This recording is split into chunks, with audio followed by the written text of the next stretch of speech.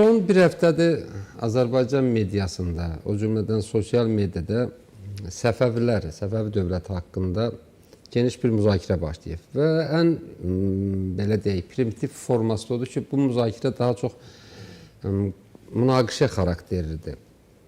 Bir tərəf Səfəvi dövlətinin Fars dövlətindən bağlayır, bir tərəf Azərbaycan dövləti deyir və s. və ilə axır. Yəni, əslində bu belə deyək, münaqişənin, bu müzakirənin süni yaradıldığı hiss olunur.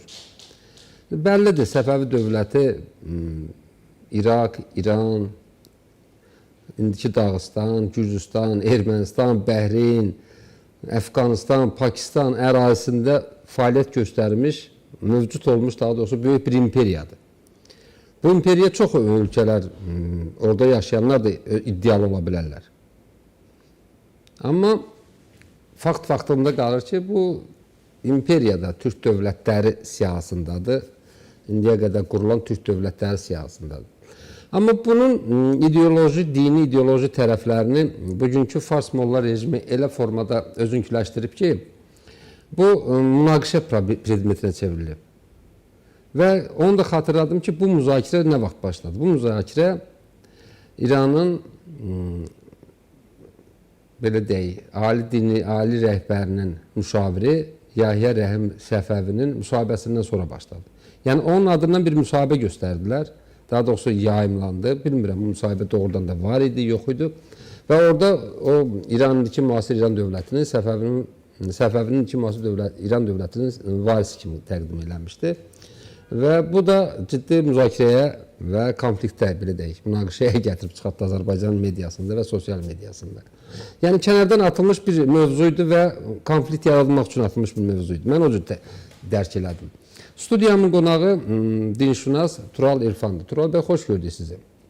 Hoş gördük, teşekkür ederim. Tural bəy, mən öz variantımı dedim, yəni mən başa düşdüyümü dedim. İstəyərdim, siz də bu məsələdə iştirak elədiniz və obyektiv yanaşanlardan biriydiniz. Ona görə sizinlə bu barədə müzakirə etmək istədim. Çox tərəf biraz radikal yanaşırdı, öz maraqları çərçivəsindən yanaşırdı. Sizin bir qəşəng sözünüz var, məzhəbçi tərəfdən yanaşırdı. Bəziləri elə doğrudan patriot, vətənpərvər kimi Səfəvilər dövlətini böyük Azərbaycan dövləti sayan bir dövlət kimi qələmə verən bir şəxs kimi yanaşdı. Siz necə təqdim edərdiniz? Bu münaqişə, bu müzakirə nədən yarandı?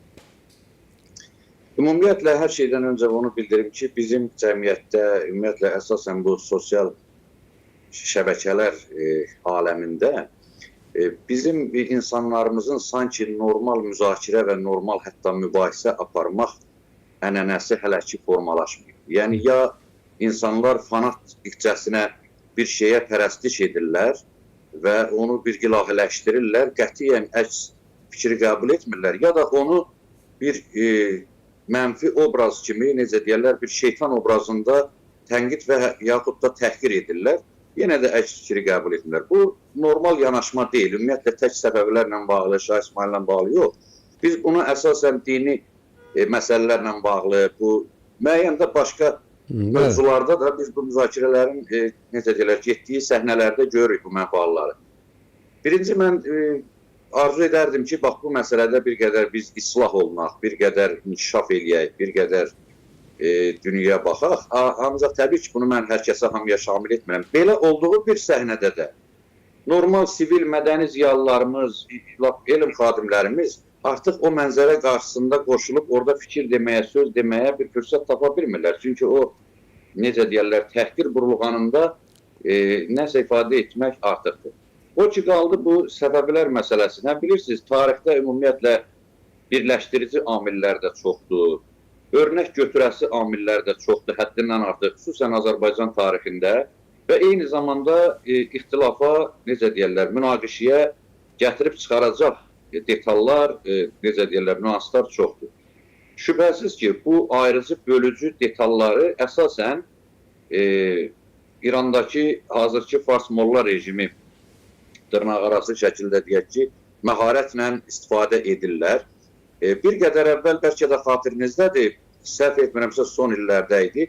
Ərdəbilin İmam Cüməsi Həsən Amuli öz başına yığdığı adamlarla keçirdiyi hansısa bir mərasimdə Türkiyə Cumhuriyyətinin başkanına və hətta bizim dövlət rəhbərliyimizə qarşı öz əlaltılarına mənfi ifadələr dolu sözlər səsləndirmişdi və orada Səfəviləri də xüsusi olaraq Şah İsmailin adını çəkmişdi və bu hallar mütəmadi şəkildə davam edir. Hətta onların dini ali lideri də müvafiq vaxtlarda o Səfəvilərə istinad edibdi.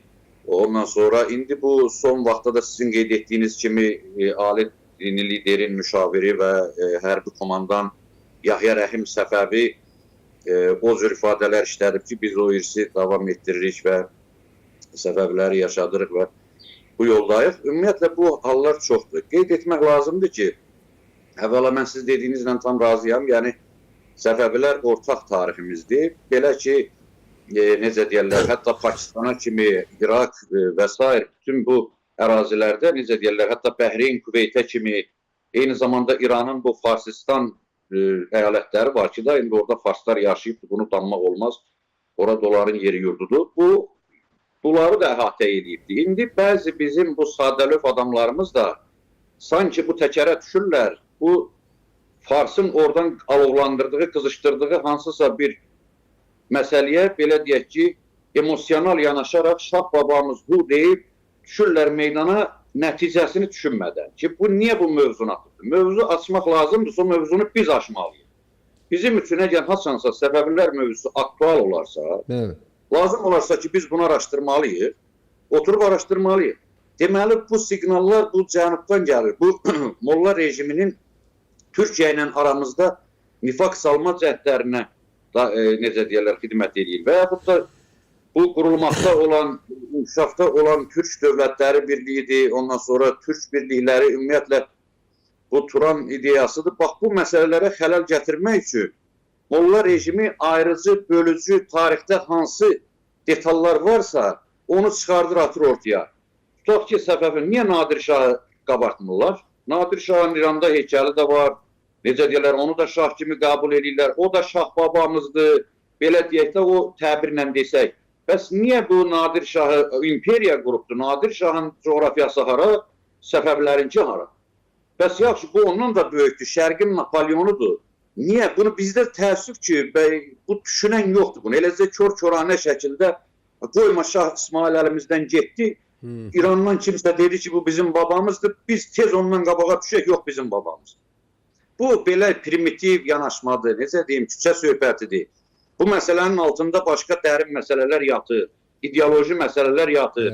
Biz Səfəvilərin mədəni tarixi irsini, necə deyərlər, şeirini, ədəbiyyatını əgər qalıbsa varsa, bundan təbii ki, istifadə edirik və etməliyik də indi bu ədəbiyyatımızda da var. Şah İsmailin hətta adına deyilən şeirlər indi özü yazıb, yazmayıb, saray əyanları tərəfindən formalaşdırıb o məsələlərə toxunmayaq. Çünki mən də tərəfdarı deyiləm, bu detalları xırdalayırlar. Xüsusi olaraq Saldıran Savaşının hər xırda detalına qədər topun lüləsinin neçə santimetr kəsilməsinə, nə bilim, bu şeylər hamısı, belə deyək, bu dini təbirlə desək, fitnə fəsada xidmət edir. Birinci, Türk dünyasını parçalamağa xidmət edir. İkinci də İslam dünyasını parçalamağa xidmət edir. Ona görə bu şeylər bizim üçün xarakterik deyil. Səfəvi Osmanlı arasında yüzlərlə savaş olubdur. Niyə onların o saldırandan da daha dəhşətli və daha uzun zaman almış savaşlar olub qanlı? Niyə onların, məsələn, deyək ki, birini demirlər və yaxud da sülh olub, xoş olan vaxtları da olubdur. Uzun illər elə olub ki, aralarında xoş münasibətlər olub.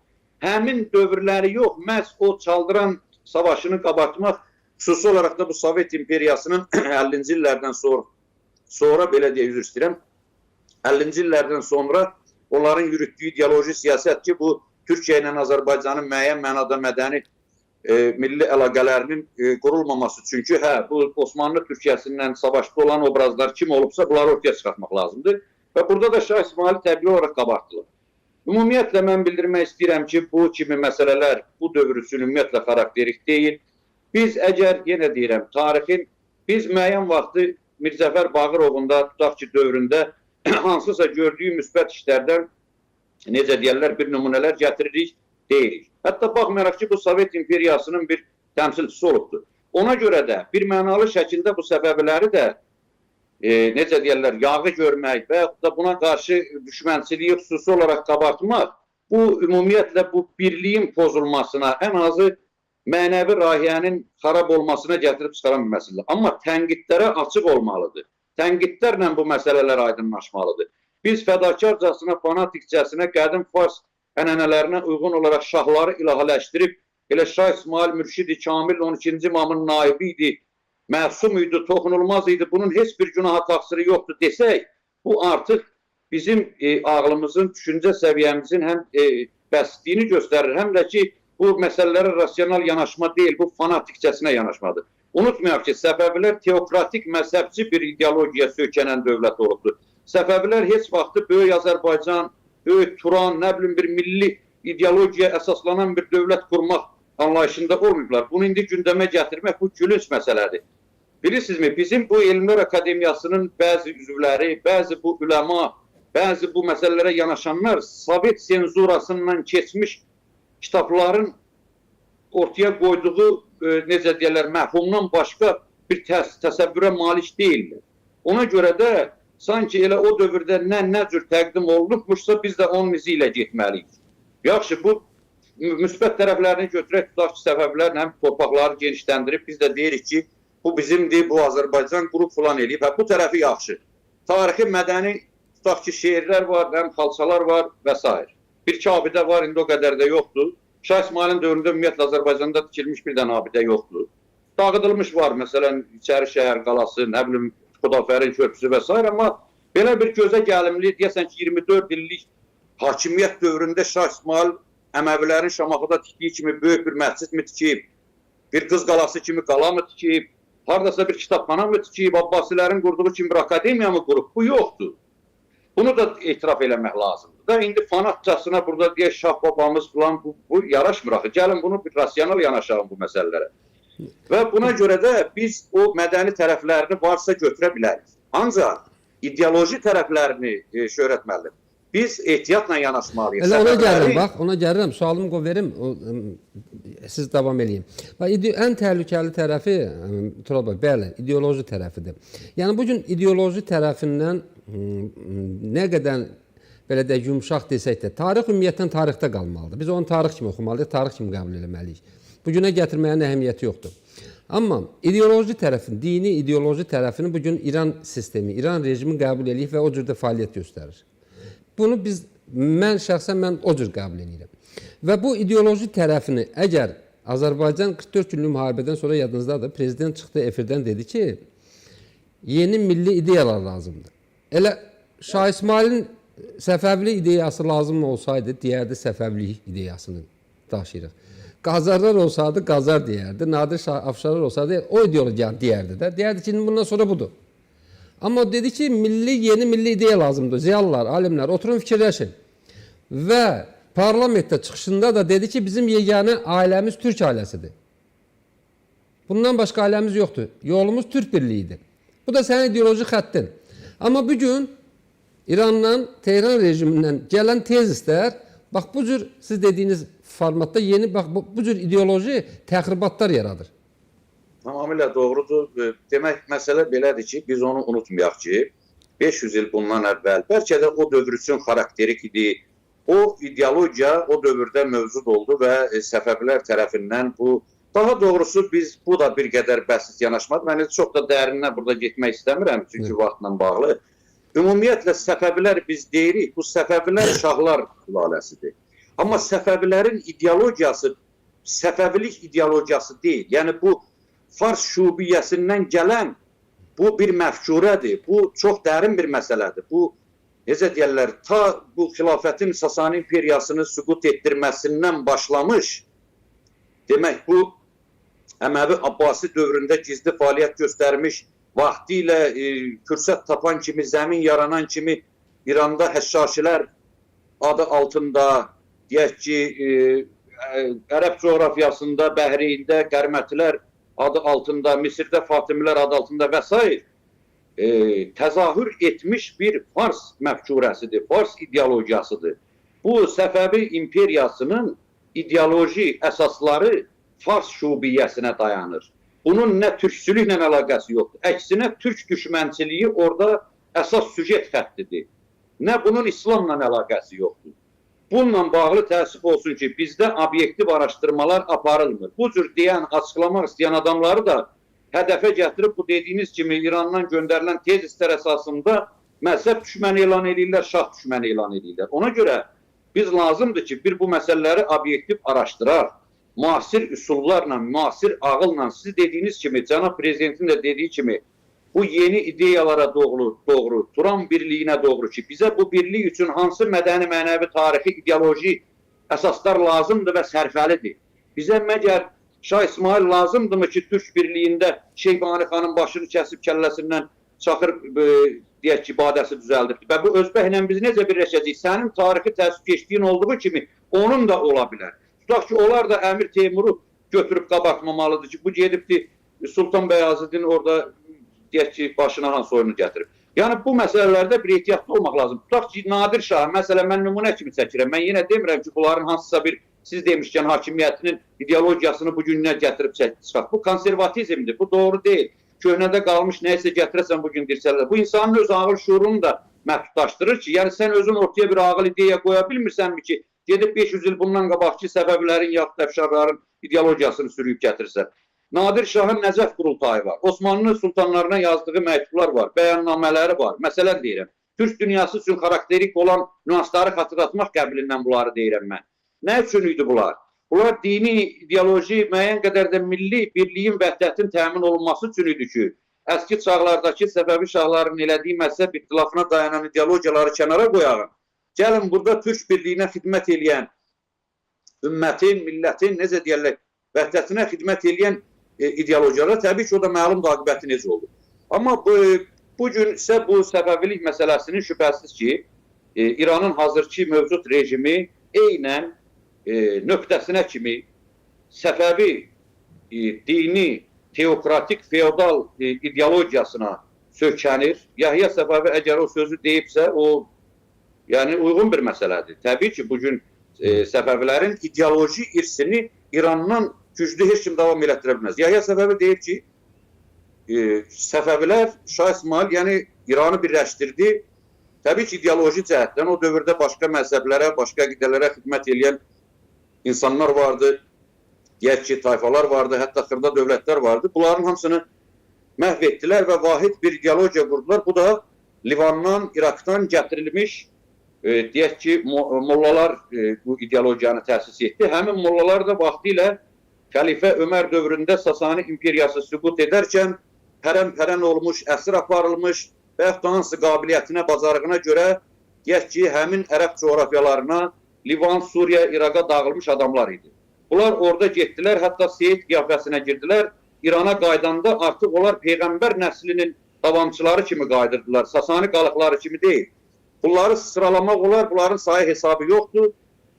Məsəl üçün, mühəqqiq şərəkinin özünü götürək ki, hətta Şah Təhmasibin onun haqqında bir fərmanı da var ki, 12-ci imamın naibi, dövlətin sahibi, yerin kölgəsi, göyün şahı, bürcü filanı, yəni ki, bu adamdır. Mühəqqiq şərəki bu ideologiyanı sızırdı. Şah İsmailin ilk müəllimi Şəmsəddin Lahici bu qiyafəsdə, deyək ki, bir Fars şubiyəsinin nümayəndəsi idi ki, 13 yaşında insanın 13 yaşına gələnə qədər daha doğrusu tərbiyəsinlə ciddi şəkildə məşğul olmuş. Təbii ki, bu şamanlardan, bu necə deyərlər, Altay dağlarından, bu Metidən, Atilladan Şah İsmailə dərs keçmirdi. Bu, həmin o şubiyyə məfcurəsini yeridirdi və təbii ki, insan da o fikirdə formalaşırdı. Ona görə də mən buna müəyyən qədər də tənqidi yanaşmağın tərəfdarıyam ki, bu məsələlər, necə deyərlər, bax, bu cür araşdırıla, necə deyərlər, aydınlaşdırılmalıdır və biz faydalı məsələlərdən ibrət götürməliyik. Bəli, bugün Fars molla rejimi eyni ilə Səfəvilərin meydana gətirdiyi dini ideologiyadan istifadə eləyir və eynən onların nəzərdə tutduğu proqramı tamamlamağa çalışır.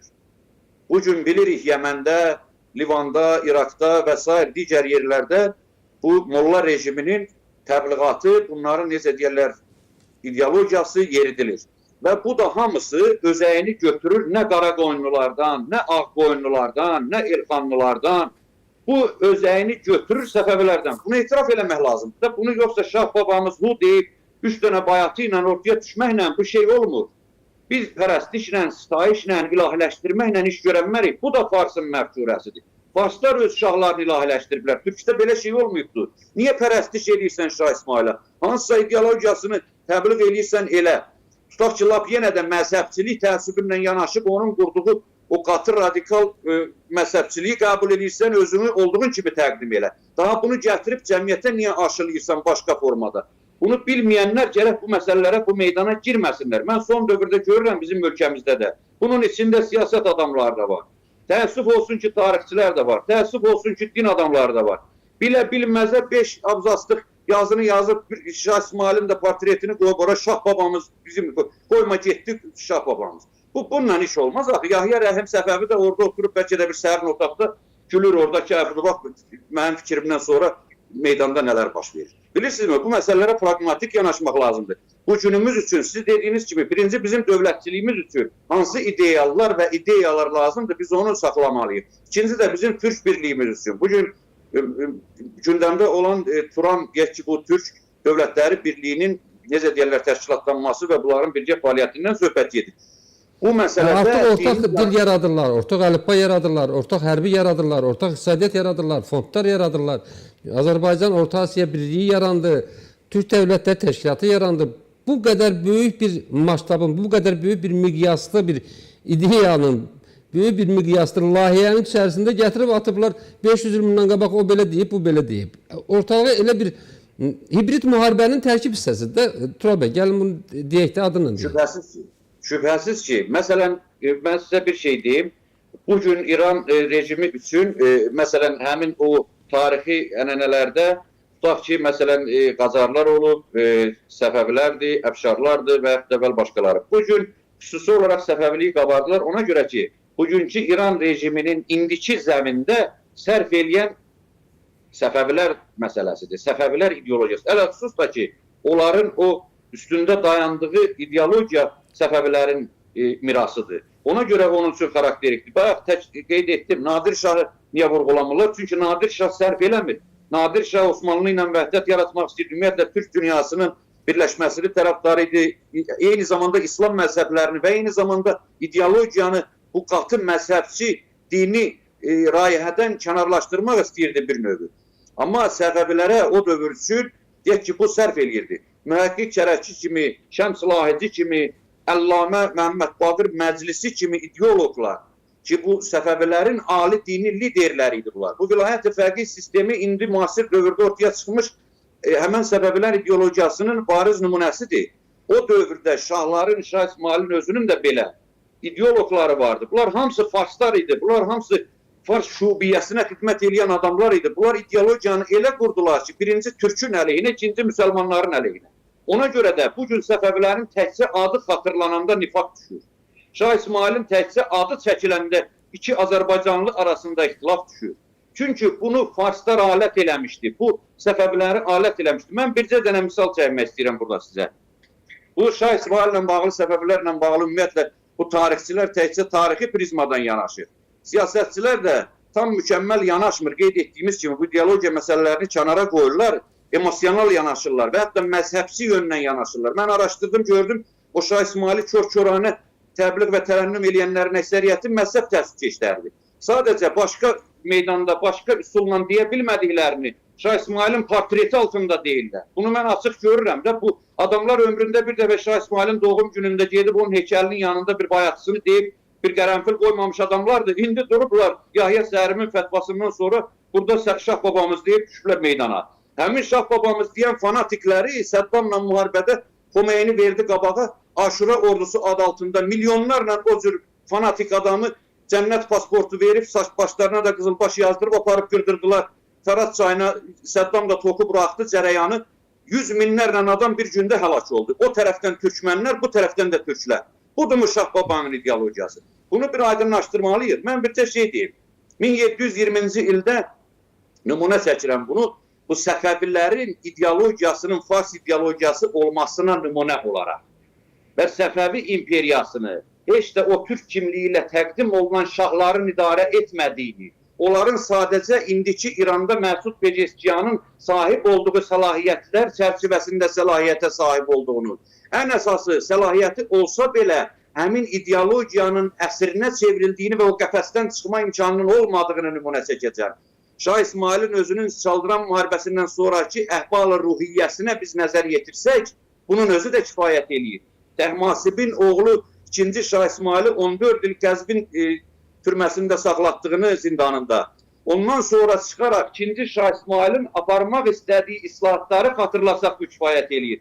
Adamlar çırpınırdı ki, Fars şubiyyəsinin bu mənfur ideologiyasından kənara çıxsınlar. İmkan vermədilər. Bəli, islahatlar aparırdı. Lənət ifadələrini və şüarlarını məscidlərdən sildirmişdi.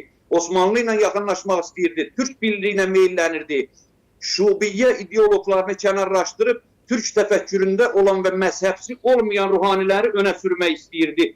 Amma o 2. Şah İsmaili məhv etdilər aradan götürüb. Mirzə Məxdum Şərif onun ideologuydu. Mirzə Məxdumu elə vəziyyətə saldılar ki, o Osmanlıya qaçdı 2. Şah İsmailin ölümündən sonra Fars şubiyyəsinin əlindən. Bir nümunə çəkəcəm. 1720-ci ildə deməli Səfəvi şahı Şah Süleymandan sonra şahlıq taxtına gələn deməli Şah Mirzə Hüseyin. Bunun ideologu, ali dini lideri İsfahandan olan indi kitabları bizim Azərbaycanda dindarlarımızın dırnaqarası bəzi din xadimlərinin də masaüstü kitabına çevrilmiş Əllamə Məhəmməd Baqir Məclisi. 1000 il Peyğəmbərdən sonra 120 ciltlik kitab yazıbdı. İmamlar və Peyğəmbərə istinadən hədis mənbələri. Bunlar nə üçün idi? Səfəvi şahlarını Fars şubiyyəsi üzrə irəlilətmək və addım attırmaq üçün hücumlar, qəsblər təşkil etmək, məhzəb qırğınları törətdirmək üçün. İmam filankəs belə buyurur. İmam Məhəmməd Baqir belə deyir. İmam Cəfər Sadiq belə deyir. Başqa cür mümkün olmazdı. Bu bizim Fars ideologiyamızdır. Sasani imperiyasını dirçəldirik. Ona görə Türkü başa gətirmişik. Türk coğrafiyasıdır. Burada əsas üstünlüyü Türklər təşkil edib, tarixi dövlətlər Türklər olub. Ona görə biz Fars rəhbəri başa keçirə bilmərik. Bu şeyləri demirdilər. Bu təqiyyə üsulunda gedirdi. Təbii ki, bir Türk kimliyində bir 13 yaşında uşağı başa qoymaq lazım idi. Bu qədər fəsadı dünyada törətməkdən ötürü. Qara pərdələr altında bu işi görürdülər. 1720-ci ildə Əllamə Məclisi o dərəcədə təhrik etdi şahı, səlahiyyətlərini məhdudlaşdıraraq. Bir qədər bu Səfəvi şahları da Abbasi xəlifələri kimi işrətə meyilli olanlar da vardı. Açığı, çoxu bu, deyək ki, təziri dolunmuş vəziyyətdə və s. Bu, Mirzə Hüseyin də bu cür şahlardan biri idi, ancaq hərəmxanasında günü keçirirdi və əsas səlahiyyətlər, ali dini lideri olan Fars mənşəli Əllamə Məhəmməd Baqir Məclisi deyil. Şirvanda bütün müxalif hesab etdikləri məzhəbin nümayəndələrinin kitabxanalarını yandırdılar. Hətta Yəhudi, Xristiyan, Məcusi, digər dinlərə mənsub olan insanları da digər məzhəbdən olan adamlar kimi qırğına verdilər. Böyük fəsadlar o dərəcəyə çatdı ki, həmin şahın qeyd etdikləri müxalif məzhəbdən olan ad çəkmirəm mən burada məzhəb adı. Dağıstani vəzir Fətullah xan Dağıstani. Bu vəzirin fəaliyyəti sayəsindəki bu ixtilaflar aradan götürüldü. Bu Sunni-Şiə məsələsi qabardılmasın. Çünki Şirvan əhalisi bilirsiniz bunun etnik kökləri, məzhəbi kimliyi və s. bu Şirvanşahlar və ilaxır bu məsələləri uyğunlaşdırmaq istədi. Məhz həmin Əllamə Məclisinin hökmü ilə həmin şəxsin 27 yaşında gözləri çıxardıldı və vəzifədən uzaqlaşdırdı. 27 yaşında da ömrünü tamamladı. Şiraza sürgün etdilər onu. Bu, müxalif adlandırdıqları məzhəbdən olan bir şəxsin Səfəvi şahının vəziri idi. Və nəticə necə oldu? Təsəvvür edin. Həmin əhaliyə qarşı Şirvan ərazisində, Dağıstan ərazisində törədilmiş qırğınlar Fars şubiyyəsinin başçısı, ideologu, ali dini lideri Əllamə Məclisinin fətvası ilə əhali qalxdı. Tarixdə var, bu çox geniş yayılmışdı. Qərb bunun tarixşünasları da yazıbdı. Bizim şərq tarixşünasları da hamısı. Bu ən qabarıq bir tarixdir. Böyük bir qırğın oldu. Şamaxı qırğını. 5000'ə yaxın orada rəqib məzhəbdən belə deyək ki, əhali öldürüldü. Və o məzhəbin nümayəndələri tikə-tikə doğrandı. Bunlar yandırıldı qəddarcasına, amansızcasına. Çünki Əllamə Məclisinin, Ayətullah Məclisinin, o dövrün ayətullahları onlar idi. Fətvası ilə bu nifaq salındı. İndi bu ideologiya, bu tarih, bunlar bizə lazımdır. Mən bunu nümunə üçün çəkdim sadəcə. Təəssüf ki, bir xəbərdir bizim insanlarımız ki, Səfəvilərin irsi bizə lazım deyil. Səfəvinin sən şeiri lazımdırsa, əgər varsa, xəta işin düşər, gəlib gedişin düşər, dişləməsi lokmanın yerinə dişin düşər. Bu lazımdırsa bizə, bəli, həqiqətən də özü yazıbsa çıxart bunu, bəli, yaşat ki. Necə ki, Ziya Bünyadov mərhum da vaxtı ilə deyirdi ki, əgər sənə türk lazımdır, türkçülük lazımdır, divara bir şəkil yapışdır, denən ki, sən də türksən, mən də türkəm və bununla da təskinlik tapçınan.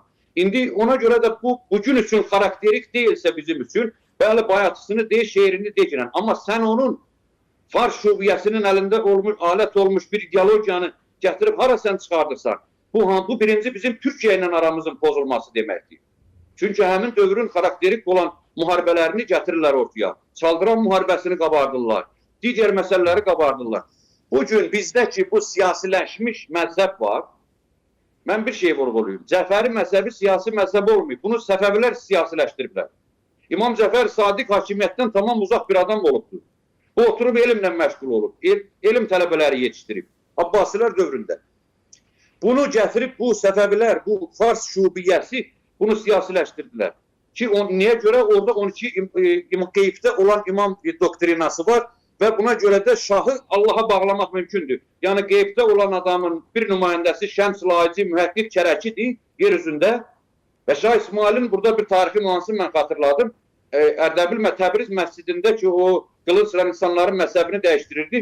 Orada müdaxilə elədilər ki, bu türkmənlərdən də vardaq onun başında xadimlər, lələlər ki, bu fəsad yarana bilər. Şahım və bunlar əvvəl başqa məzhəbdə olurlar. Dedi ki, mənə xəbər gəlib ki, et bunu, heç bir problem olmayacaq. Xəbər kimdən gəlmişdi? Şəms Lahicidən, Mühəqqqiq Kərəkidən Fars şubiyəsi idi ki, biz imamla əlaqədəyik, narahat olma getkinə. Bu ideologiya ilə insanların fanatizmindən istifadə edib qırğına verdilər insanları. Bugün də fanatizm davam edir. Bugün Şimali Azərbaycana bizə həmin ideologiya bəyəm gəlmirmi? Görürük bugün açıq-aşkar. Əcdaha nağılları, nə bilim mən imamın qılıncının 17 metr olması, nə bilim qapını 4 tonluq qaldırması və s. bu şeylərlə insanların beynini yudular o dövrdə. Çünki elmlə, savadla hansısa bir ideologiya qurmaq çətin məsələ idi. O dövrdə insanları xurafata inandırmaq çox asandı idi. Bir dənə faktı deyim sizə. Vaxtımız azalır. Buyurun, buyurun. Buyurun.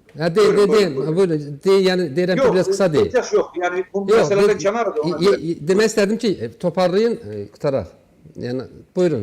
Ümumiyyətlə mən onu bildirmək istəyirəm ki, yəni bugün üçün ixtilaflı tarixdə olan necə deyərik, ziddiyyətli məsələləri, hətta ziddiyyətli tarixi şəxsiyyətləri qabartmaq doğru deyil və Sovet məfkurəsindən qurtulmaq lazımdır. Sovet dövrünün hansısa xarakterik olan obrazlarını, tarixi məsələlərini gətirib bu günümüzə tətbiq eləmək konservatizmdir, geriçilikdir, təəssüfkeşlikdir, fanatizmdir. Bu məzhəb, necə deyərlər, təəssüfkeşliyini də yığışdırmaq lazımdır. Bu birinci növbədə bizim quruduğumuz, yolunda o addımladığımız Türk birliyinə zərər gətirir, zərbə vurur və İran Molla rejiminin Fars şubiyəsinin ideologiyasına xidmət edir. Ona görə əgər bugün üçün Şah İsmail Xətai obrazı bizim üçün bir ixtilaf salıcı obrazdırsa, biz onu qoymalıyıq tarixin bir kənarına. Tutaq ki, Nadir Şah bizə olursa bunu götürməliyik. Eyni zamanda Osmanlılar üçün də Sultan Səlim xarakterik deyil. Çünki istər-istəməz müharibə aparıb, xilafət üstlənib, teokratik rejimə keçibdir, neynibdir. Ancaq bu, tutaq ki, Sultan Məhəmməd Fatihdən söhbət gedirsə, Sultan Bəyaziddən söhbət gedirsə, məsələn deyirəm, Əbdülhəmiddən söhbət gedirsə, onun bir birləşdirici haradasa amillərindən, irsindən istifadə etmək olar. Ona görə bu Türk birliyi yolunda biz şairlərimizin də, tarixçilərimizin də, necə deyirək, tarixi şəxsiyyətlərimizin də seçim arasından bugün üçün xarakterik olan və ümumi Türk ab-havasına, ümumi ideologiyamıza xidmət edən ilki ortaya qoymalıyıq. İxtilaf salıcı məsələləri demirəm, dışlayıb, tərk eləyib, aparıb Farsın erməninin qoynuna atmamalıyıq da. Ancaq qabardıq bu cür öz məzhəb təəssüfkeşliyimizi, məzhəb kinimizi bəzən də, təəssüf olsun mən bunu görürəm səhnədə. Hətta bunun içində jurnalistlər də var, tarixçilər də var, siyasətçilər də var. Öz məzhəbçiliyini büruzə verməkdən ötürü götürübdür, ya hansısa bir dini şəxsiyyətin obraz altında, ya da Şah İsmail obraz altında hücuma keçir. Halbuki Səfəvilərin tarixini bilmir. Ona görə bu şeyləri yığışdırmaq lazımdır. Cənab Prezidentin də qeyd etdiyi kimi yeni ideyalar uğrunda birləşdirici amillərə xidmət edən məsələləri ortaya qoymaq lazımdır. Təşəkkür edirəm Tural bəy. Minnətdaram. Maraqlı müzakirə oldu. Hörmətli tamaşaçılar, xatırladım ki, studiyamın qonağı dinşünas Tural İrfani idi. Onu da xatırladım ki, verilişimiz YouTube kanalına yayımlanır. Baxın, bəyən, paylaşın ki, daha çox soydaşımız görsün. Hələlik, görüşənə kimi.